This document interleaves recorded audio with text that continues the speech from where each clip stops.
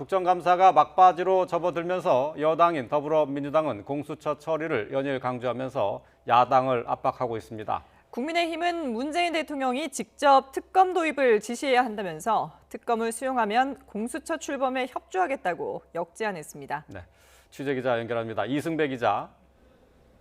네, 국회입니다.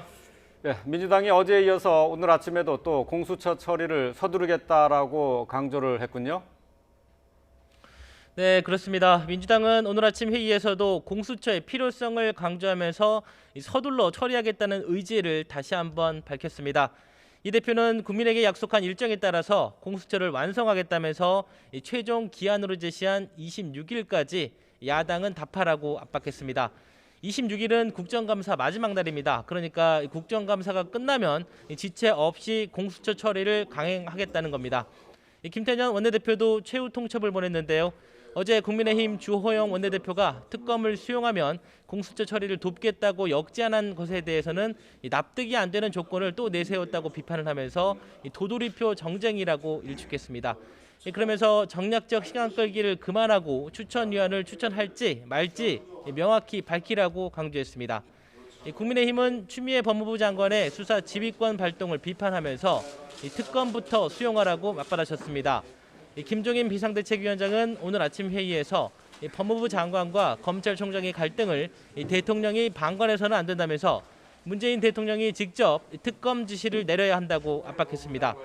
주호영 원내대표도 법무부와 청와대가 혐의를 받는 부분이 있기 때문에 수사 주체가 돼서는 안 된다면서 국민의 요구인 특검을 도입하라고 촉구했습니다.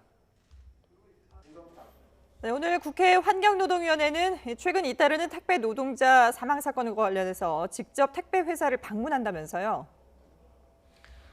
네, 그렇습니다. 오늘이 국정감사 10일차인데요. 환경노동위원회는 오늘 오전에 서울 양재동에 있는 CJ 대한통운 택배 물류 현장을 찾아갔습니다. 택배 노동자들의 작업 실태를 점검하고 현장 직원들의 의견을 듣기 위해서인데요. CJ 대한통운에서는 지난 8일 택배 노동자 김원종 씨가 택배 배송 도중 호흡곤란 증세로 쓰러져서 숨지는 사건이 발생했습니다. 여야는 회사 등을 상대로 택배 노동자 과로사 문제와 산업재해보험 의무화 요구 그리고 CJ 대한통운 측의 교섭 거부 부분에 대해서 집중 질의할 계획입니다.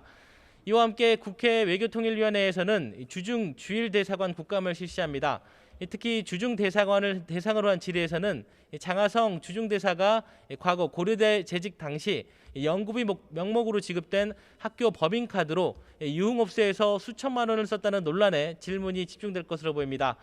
또 주일대사관 국감에서는 일본 정부의 후쿠시마 원전 오염수 방류 방침에 대한 대처 방안과 함께 여전히 냉각 상태인 한일 관계 개선 방안도 질의 대상이 될 전망입니다. 지금까지 국회에서 YTN 이승배입니다.